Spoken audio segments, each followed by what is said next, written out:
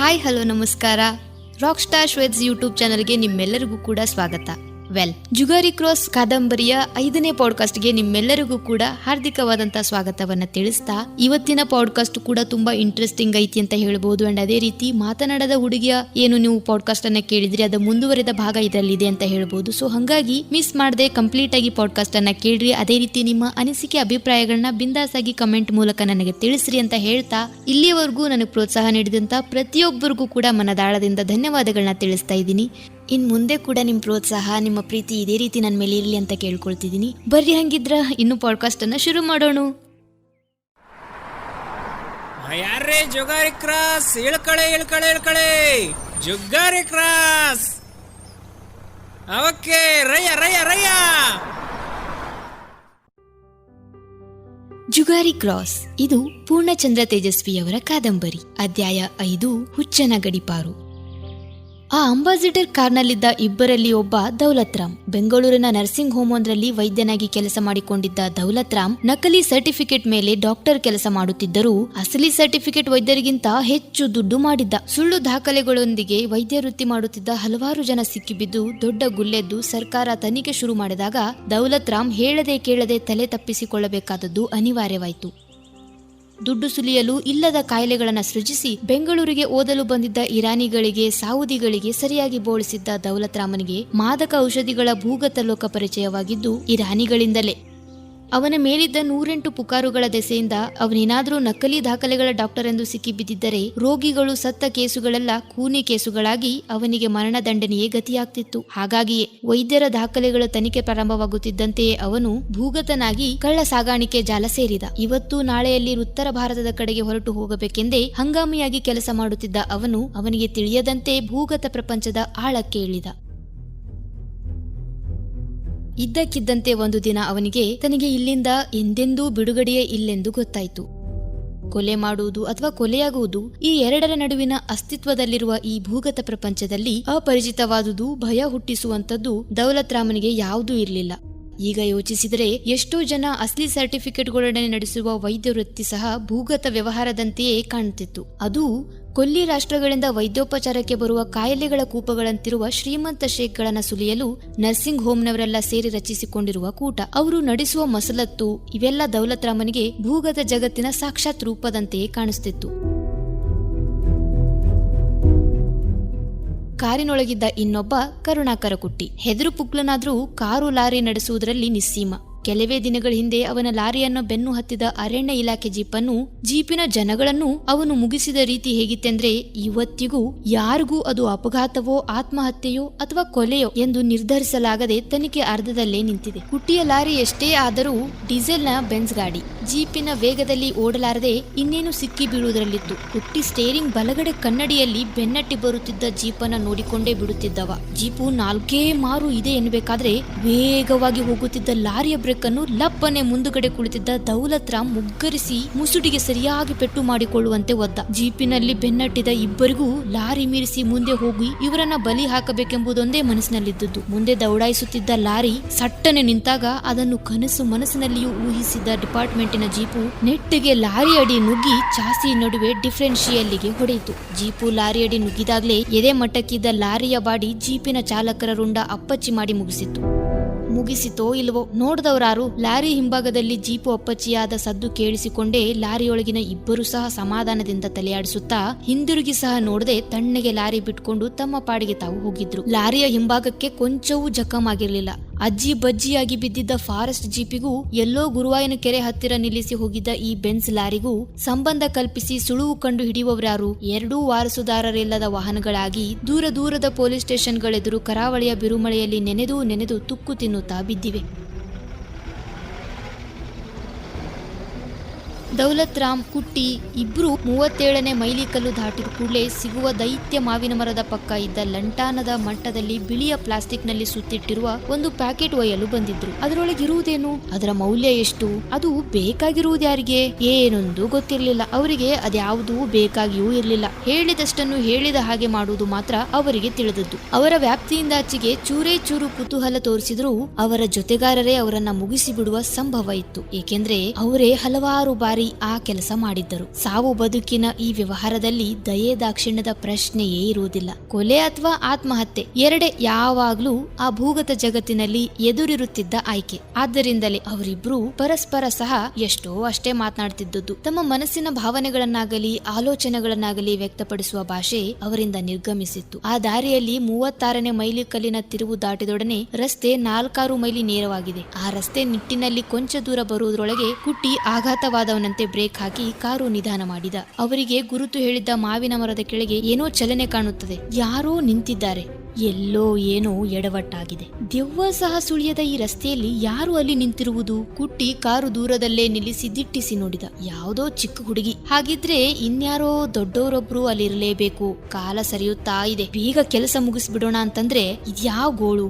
ಕುಟ್ಟಿ ಮೆಲ್ಲಗೆ ಕಾರನ್ನು ರಸ್ತೆ ದಾಟಿಸಿ ಪಕ್ಕಕ್ಕೆ ತೆಗೆದುಕೊಂಡು ಮಾವಿನ ಮರ ಕಾಣುವಂತೆ ನಿಲ್ಲಿಸಿಕೊಂಡ. ಅವರಿಬ್ಬರು ಕಾರಿನಿಂದ ಇಳಿಯಲಿಲ್ಲ. ತಮ್ಮ ಕಾರ್ಯಕ್ರಮದಲ್ಲಿ ಏನೂ ಚೂರು ಅದಲು ಬದಲಾಗಲಿ ಅವರ ಮನಸ್ಸು ಹಠಾತ್ತನೆ ಏನೋ ಆಪತ್ತನ್ನು, ವೈರಿಗಳನ್ನು, ಪ್ರತಿವ್ಯೂಹವನ್ನು, ಅಪಾಯವನ್ನು ಶಂಕಿಸುತ್ತಿತ್ತು. ಕಾಡು ಮೃಗಗಳಂತೆ ಮೈಯೆಲ್ಲ ಕಣ್ಣಾಗಿ ಬದುಕುವುದು ಅವರ ರಕ್ತದಲ್ಲೇ ಸೇರಿ ಹೋಗಿತ್ತು. ದೂರದಿಂದ ಮೌನವಾಗಿ ಬೃಹದಾಕಾರದ ಮಾವಿನ ಮರದ ಬುಡದಲ್ಲಿ ನಿಂತಿದ್ದ ಆ ಹುಡುಗಿಯನ್ನ ನೋಡತೊಡಗಿದರು. ಹುಡುಗಿಯ ಕಡೆಗೆ ನೋಡುತ್ತಿದ್ದರೂ ಅವರ ದೃಷ್ಟಿ ಹುಡುಕುತ್ತಿದ್ದದ್ದು ಅತ್ತಿತ್ತ. ಅವಳ ಅಕ್ಕಪಕ್ಕದ ಸಂದುಗೊಂದಗಳಲ್ಲಿ ಏನಾದ್ರೂ ಚಲನೆ, ಏನಾದ್ರೂ ಸಂಶಯಾಸ್ಪದವಾದದ್ದು ಕಾಣುತ್ತದೆಯೋ ಎಂದು. ದೌಲತ್ ರಾಮ್ನಿಗೆ ಕಾರಿನೊಳಗೆ ಕುಳಿತು ಕುಳಿತು ಬೇಸರವಾಯ್ತು. ಅವರು ಅಲ್ಲಿ ಕಾಲ ಕಳೆದದ್ದು ಅಷ್ಟರೊಳಗೆ ಇದ್ದರೂ ಕ್ಷಣ ಗಂಡಾಂತರವನ್ನು ಶಂಕಿಸುತ್ತಾ ಅದು ಮಿಟ್ಟ ಸ್ಪ್ರಿಂಗಿನಂತೆ ಕುಳಿತರೆ ಗಡಿಯಾರದ ಮುಳ್ಳು ಪ್ರಚಂಡ ವೇಗದಲ್ಲಿ ತಿರುಗುತ್ತದೆ. ಒಂದೊಂದು ಸೆಕೆಂಡುಗಳು ಒಂದೊಂದು ಯುಗಗಳಾಗುತ್ತವೆ.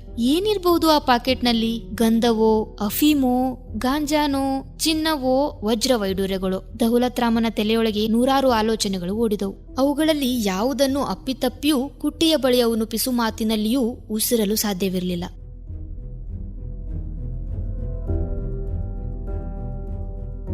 ವಜ್ರಗಳೇ. ಅವನ ತಲೆಯೊಳಗೆ ವಜ್ರ ಕ್ವಚಿತ್ತಾಗಿ ಇಣುಕಿದ ಕೂಡಲೇ ಆಲೋಚನಾ ಲಹರಿ ಇನ್ನೆತ್ತಲೋ ತುಯ್ಯತೊಡಗಿತು. ದೌಲತ್ ರಾಮನ ತಲೆಯೊಳಗೆ ದೇವಪುರದವರೆಲ್ಲ ಸೇರಿ ಊರಿನ ಹುಚ್ಚ ಕುಂಟರಾಮನನ್ನ ಹೆಡೆಮುರಿ ಕಟ್ಟಿ ವ್ಯಾನು ಮಾಡಿಕೊಂಡು ತಗೊಂಡು ಹೋಗಿ ಎಲ್ಲೋ ದೇಶಾಂತರ ಮತ್ತೆ ಹಿಂದಿರುಗದಂತೆ ತಳ್ಳಿ ಬಂದ್ರಂತೆ ಎನ್ನುವುದು ಜ್ಞಾಪಕಕ್ಕೆ ಬಂತು. ದೇವಪುರದಲ್ಲಿ ಕುಂಟರಾಮ ಇದ್ದಿದ್ದಾಗಲಿ, ಅವನನ್ನು ಹೆಡೆಮುರಿ ಕಟ್ಟಿ ಸಾಗಿಸಿದ್ದಾಗಲಿ, ಅವನನ್ನು ಫೈಸಲ್ ಮಾಡಿಬೇಕೆಂದು ಹುಕುಂ ಬರೆದಿದ್ರೆ ದೌಲತ್ ರಾಮನ ಗಮನಕ್ಕೆ ಬರುವುದು ಸಾಧ್ಯವೇ ಇರಲಿಲ್ಲ. ಕುಂಟರಾಮ್ನನ್ನ ವ್ಯಾನಿನಲ್ಲಿ ದೇಶಾಂತರ ಸಾಗಿಸುವುದೋ ಅಥವಾ ಅವನು ಎಲ್ಲೂ ಪತ್ತೆ ಇರದನ್ನು ನೋಡಿದರೆ ಕೊಂದೇ ಬಿಟ್ಟಿರುವುದೋ ನೋಡಿದರೆ ದೇವಪುರಕ್ಕೆ ಅವನು ಎಂತಹ ಕಾಟ ಕೊಟ್ಟಿರಬಹುದೆಂದು ಊಹಿಸಬಹುದು. ಕುಂಟರಾಮ ದೇವಪುರದವನೇ ಅಲ್ಲ. ಪಶ್ಚಿಮ ಘಟ್ಟಗಳ ಯಾವುದೋ ಒಂದು ಗಿರಿನೆತ್ತಿಗೆ ವಿಮಾನ ಡಿಕ್ಕಿ ಹೊಡೆದಾಗ ಅದನ್ನು ಹುಡುಕಿ ಸಾಗಿಸಲು ಬಂದ ಮಿಲಿಟರಿ ಅಧಿಕಾರಿಗಳ ಜೊತೆ ಬಟ್ಲರ್ ಆಗಿ ಬಂದವನು. ಅವನ ಪೂರ್ತಿ ನಾಮಧೇಯ ರಾಮಪ್ರಸಾದ ಎಂದು. ಸರ್ಚ್ ಪಾರ್ಟಿ ಜೊತೆ ಕಾಡು ಹತ್ತಿದ ರಾಮ್ ಪ್ರಸಾದ್ ಮತ್ತೆ ಅನೇಕ ದಿನ ಪತ್ತೆಯೇ ಇರಲಿಲ್ಲ. ಡಿಕ್ಕಿ ಹೊಡೆದ ವಿಮಾನ ಪತ್ತೆ ಮಾಡಿ ಎಲ್ಲ ಸಾಗಿಸಿಕೊಂಡು ಮಿಲಿಟರಿಯವರು ಹೋದರೂ ಈ ಆಸಾಮಿಯ ಅಡ್ರೆಸ್ಸೇ ಇರಲಿಲ್ಲ. ಅನೇಕ ದಿನಗಳ ತರುವಾಯ ದೇವಪುರದ ಪೇಟೆಯಲ್ಲಿ ಕಾಣಿಸಿಕೊಂಡಾಗ ಇವನನ್ನು ಯಾರೆಂದು ಗುರುತಿಸಲಿಲ್ಲ. ರಾಮ್ ಪ್ರಸಾದ್ ಗುರುತು ಹೇಳಿಕೊಳ್ಳುವ ಸ್ಥಿತಿಯಲ್ಲಿಯೂ ಇರಲಿಲ್ಲ. ಏಕೆಂದ್ರೆ ಅವನು ಹೆಚ್ಚು ಕಡಿಮೆ ಅರೆ ಹುಚ್ಚನಾಗಿದ್ದ. ಅವನನ್ನು ಜನ ಅರೆ ಹುಚ್ಚನೆಂದು ತೀರ್ಮಾನಿಸಿದ್ದೇಕೆಂದ್ರೆ ಅವನ ಮಾತೆಲ್ಲ ಅಸಂಬದ್ಧಗಳ ಕಂತೆಯಾಗಿತ್ತು. ವಜ್ರ ನೋಡಿದ್ದೇನೆ, ರತ್ನಮೂಲ ಕಂಡಿಡಿದಿದ್ದೇನೆ, ಇತ್ಯಾದಿ ಇತ್ಯಾದಿ. ಆ ಕಣಿವೆಯಲ್ಲಿ ಹರಿಯುವ ದೋಣಿ ಹೊಳೆಯ ಹಿಂದಿನ ಹೆಸರು ರತ್ನಮೂಲ ಆಗಿದ್ದರಿಂದ ಅದರ ಮೂಲ ಅವನು ಕಂಡು ಹಿಡಿದು ಯಾರಿಗೂ ಏನೂ ಆಗಬೇಕಾಗಿರ್ಲಿಲ್ಲ. ಆ ಹುಚ್ಚನ ಬಳಿ ಇದ್ದ 3-4 ಕಲ್ಲು ಚೂರುಗಳನ್ನು ಕಂಡು ನಕ್ಕು ಅವನ ಕಾಲಿಗೆ ಇಲಾಜು ಮಾಡಿಸಿಕೊಳ್ಳಲು ಭಿಕ್ಷೆ ಹಾಕಿದ್ದರು. ರಾಮಪ್ರಸಾದನ ಅವಸ್ಥೆ, ಮನಸ್ಥಿತಿ ಹೇಗಿತ್ತಂದ್ರೆ ಅವನು ವಜ್ರ ಗುರುತಿಸುವುದು ಸಾಧ್ಯವಿರಲಿಲ್ಲ. ಅವನು ತಂದಿದ್ದು ವಜ್ರವೇ ಆಗಿದ್ರೂ ಯಾರು ನಂಬ್ತಿರ್ಲಿಲ್ಲ. ಹುಚ್ಚರಿರ್ಲಿ, ಅವನನ್ನ ಹುಚ್ಚರೆನ್ನುತ್ತಿದ್ದ ದೇವಪುರದ ಮಂದಿಗಾದ್ರೂ ಕಲ್ಲು ಮಣ್ಣಿನೊಡನೆ ಸಿಗುವ ವಜ್ರ ಗುರುತಿಸಲು ಸಾಧ್ಯವಿತ್ತೇ ಎನ್ನುವುದೇ ಬೇರೆ ಪ್ರಶ್ನೆ. ಹುಚ್ಚರಾಮ ದೇವಪುರದ ಪೇಟೆಯಲ್ಲಿ ಕಾಣಿಸಿಕೊಳ್ಳಬೇಕಾದ್ರೆ ಹುಚ್ಚರ ಸರ್ವ ಗುಣಲಕ್ಷಣಗಳು ಸಾಕ್ಷಾತ್ ಸ್ವರೂಪನಾಗಿದ್ದ. ಮೈಗೆ ಸುತ್ತಿದ್ದ ಹರುಕು ಚಿಂದಿ, ಕಂಕುಳಲೊಂದು ಮುರುಕುಲ ಕೋಲು, ಎಡುಗಾಲಿಗೆ 4 ಕಡೆ ಬೀಳು ಬಿಗಿದುಕೊಂಡು ಕುಂಟುತ್ತಾ ಬಂದವ. ಕಾಡಿನಲ್ಲಿ ಮಂಡಲದ ಹಾವು ಹೆಬ್ಬರಳಿಗೆ ಕಚ್ಚಿತೆಂದು ವಿಷ ಮೇಲಕ್ಕೇರದೆ ಬೀಳು ಬಿಗಿದಿದ್ದನೆಂದು ಹೇಳಿದ. ಅದು ನಿಜವೋ ಏನೋ, ಏಕೆಂದ್ರೆ ಯಾರೋ ಪುಣ್ಯಾತ್ಮರು ಅವನ ಬಾತುಕೊಂಡಿದ್ದ ಎಡಗಾಲಿನ ಹೆಬ್ಬೆರಳನ್ನು ತೆಗೆಸಿ ಹಾಕಿ ಇಲಾಜು ಮಾಡಿಸಿದ ಮೇಲೂ ಕಾಲು ಅಲ್ಲಿಂದ ಮುಂದಕ್ಕೆ ಕೊಳೆಯುತ್ತಾ ಬಂತು. ಹುಚ್ಚರಾಮನನ್ನ ಹೆಡೆಮುರಿ ಕಟ್ಟಿ ಊರಿಂದ ಸಾಗಿಸಬೇಕಾಗಿ ಬಂದಿದ್ದು ಈ ಕಾರಣಕ್ಕಲ್ಲ. ದಿನಾ ಸಾಯಂಕಾಲ ಕುಡಿದುಕೊಂಡು ಬಾಯಿಗೆ ಬಂದ ಹಾಗೆ ಕಂಡವರ ಮೇಲೆಲ್ಲ ಒದರುತ್ತಾ ಊರಿನ ದೊಡ್ಡ ಮನುಷ್ಯರನೇಕರ ಅನೇಕ ಸ್ವಂತ ವಿಷಯಗಳ ಬಗ್ಗೆ ಎಲ್ಲ ಬಾಯಿ ಮಾಡುತ್ತಾ ಅವನ ವಜ್ರ ವೈಡೂರ್ಯಗಳನ್ನು ಕದ್ದು ದೊಡ್ಡ ಮನುಷ್ಯರಾದರೆಂದು ಕೂಗುತ್ತಾ ಕೊನೆಗೆ ಅವನ ಕೂಗನ್ನು ಹುಚ್ಚನ ಮರಳು ಮಾತುಗಳೆಂದು ಕಡೆಗೆಣಿಸಿ ಓಡಾಡಲು ಅಸಾಧ್ಯವಾಗಿ ಪರಿಣಮಿಸಿತ್ತು. ದೌಲತ್ ರಾಮ್ಗೆ ಈ ಹುಚ್ಚನ ಗಲಾಟೆಗೆ ಇತ್ತೀಚೆಗೆ ಪರೀಕ್ಷೆ ಹಾಕಬೇಕೆಂದು ಆರ್ಡರ್ ಬಂದಾಗಲೇ ಚಕಿತನಾಗಿ ಹುಚ್ಚನ ಹುಚ್ಚು ಉದ್ಗಾರಗಳನ್ನು ಗಮನಿಸಿದ್ದು. ಬಾಯಿಗೆ ಬಂದ ಹಾಗೆ ಒದರುವುದನ್ನ ಬಿಟ್ರೆ ಇವನು ಮಾಡಿರುವ ಅಪರಾಧವಾದ್ರೂ ಮತ್ತೇನು? ಹಾಗಾದ್ರೆ ಗೊತ್ತಿದ್ದೋ ಗೊತ್ತಿಲ್ಲದೆಯೋ ಏನೋ ಒಂದು ಸತ್ಯ ಬೊಗಳಿದ್ದಾನಿವನು. ಇಲ್ಲದಿದ್ರೆ ಯಾಕೆ ಇವನು ಸುಖ ಸುಮ್ಮನೆ ಮರಣದಂಡನೆ ಮೈಮೇಲೆ ತೆಗೆದುಕೊಳ್ತಿದ್ದ? ಈ ಹುಚ್ಚನ ಅಸಂಖ್ಯ ಅಸಂಬದ್ಧ ಚೀರಾಟಗಳಲ್ಲಿ ಹಾಗಾದ್ರೆ ಯಾವುದೋ ಒಂದು ಸತ್ಯ ಸುಸಂಬದ್ಧ. ಆದ್ರೆ ಯಾವುದು? ಕಾಡಿನ ನೀರವದಲ್ಲಿ ಕಾರಿನಲ್ಲಿ ಕುಳಿತ ದೌಲತ್ ರಾಮ್ ಕಾಲ ಕಳೆಯಲು ಯೋಚಿಸಿದ. ಅವನಿಗೇನು ಹಣ ಮಾಡಬೇಕೆಂಬ ಹಂಬಲವೂ ಇರಲಿಲ್ಲ. ಏಕೆಂದ್ರೆ ಭೂಗತ ಲೋಕದಲ್ಲಿ ಎಷ್ಟು ಖರ್ಚು ಮಾಡಬಹುದೋ ಅಷ್ಟು ಅವನ ಬಳಿ ಇತ್ತು. ಅದರಿಂದಾಗಿಯೇ ಈ ರಹಸ್ಯ ತಿಳಿಯುವ ಕುತೂಹಲವೂ ಅವನಲ್ಲಿರಲಿಲ್ಲ. ತನ್ನ ಮೇರೆ ಮೀರಿ ಪ್ರಾಣಾಪಾಯಕ್ಕೆ ತುತ್ತಾಗುವುದು ಅವನಿಗೆ ಬೇಕಿರ್ಲಿಲ್ಲ. ಸುಮ್ಮನೆ ಕುಳಿತು ಮಾಡುವುದೇನೆಂದು ಮಾತ್ರ ಅವನು ಯೋಚಿಸುತ್ತಿದ್ದಿರಬೇಕು. ಕುಟ್ಟಿ ಒಂದ್ಸಾರಿ ವಾಚ್ ನೋಡ್ಕೊಂಡ. ಕಾಲ ಮೀರುತ್ತಾ ಇದೆ. ಈ ಕಗ್ಗಾಡಿನಲ್ಲಿ ಇದೊಂದು ಬೀದಿ ಬೊಮ್ಮಟಿ ಸುಮ್ಮನೆ ಹೂವಿನ ಮಾಲೆ ಎತ್ತಿಡಿದು ಅದೇ ಜಾಗದಲ್ಲಿ ಆಗಿನಿಂದ ನಿಂತಿರುವುದರ ಅರ್ಥವೇನು? ಅವನ ಗುಮಾನಿ, ಸಂಶಯ, ಅನುಮಾನಗಳ ಜಗತ್ತಿನಲ್ಲಿ ಪ್ರತಿಯೊಂದು ಶಕುನಗಳಂತೆ ಕಾಣ್ತಿದ್ವು. ಆದ್ರೆ ಅವಳು ಎತ್ತಿ ಹಿಡಿಯುವ ಮಾಲೆಗಳಿಗೆ ಯಾವ ಗಿರಾಕಿಯೂ ಇಲ್ಲ. ಒಂದೇ ಒಂದು ಕಾರು ನಿಂತಿದ್ದನ್ನು ನೋಡ್ಲಿಲ್ಲ. ಹಾಗಾದ್ರೆ ಯಾಕೆ ನಿಂತಿದೆ ಈ ಬಿಕಾರಿಯಲ್ಲಿ? ನಮ್ಮ ದಂಧೆ ಇನ್ನೊಂದು ನರಕ್ರಿಮಿಗೆ ಗೊತ್ತಾಗಬಾರದು. ಹುಡುಗಿ ಇರ್ಲಿ, ಮಗು ಇರ್ಲಿ, ಅಥವಾ ಹೊಟ್ಟೆ ಒಳಗಿನ ಭ್ರೂಣ ಇರ್ಲಿ, ಇನ್ನೂ 10 ನಿಮಿಷ. ಅದರ ನಸೀಬು ಇನ್ನು 10 ನಿಮಿಷ. ಅಸಹನೆಯಿಂದ ಹಲ್ಲು ಕಡಿಯುತ್ತಾ ಮೂತ್ರಕ್ಕೆ ಅವಸರವಾದವರ ರೀತಿ ಗೊಣಗಿದ ಕುಟ್ಟಿ. ರೈಟ್ ಎಂದ ದೌಲತ್ ರಾಮ್. ಮತ್ತೆ ಅವರಪ್ಪನೋ ಅವರವ್ವನೋ ಅಕ್ಕಪಕ್ಕ ಇದ್ರೆ ಅದನ್ನು ರೈಟ್. ಇಂಥದೇ ಒಂದು ಮಗು ಕೋರ್ಟ್ನಲ್ಲಿ ಹೌದು ಅಂತ ತಲೆ ಆಡಿಸಿದ್ದಕ್ಕೆ ಬ್ರೋಕರ್ ಉನ್ನಿ 12 ವರ್ಷ ಒಳಗೆ ಹೋದ. ಗೊತ್ತಲ್ಲ? ರೈಟ್. ಕುಟ್ಟಿ ಮತ್ತೆ ಮಾತಾಡ್ಲಿಲ್ಲ. ದೌಲತ್ ರಾಮ್ ರೈಟ್ ಅಂದ್ರೆ ಏನರ್ಥ, ಹೋಲ್ಡ್ ಆನ್ ಅಂದ್ರೆ ಏನರ್ಥ ಎಂದು ಅವನಿಗೆ ಗೊತ್ತಿತ್ತು. ಇಬ್ಬರೂ ಮೌನವಾಗಿ 10 ನಿಮಿಷ ಗಡು ಕಟ್ಟಿಕೊಂಡು ಕಾಯತೊಡಗಿದರು. 10 ನಿಮಿಷ ಎಂದ್ರೆ 10 ವರ್ಷ ಅವ್ರ ಪಾಲಿಗೆ.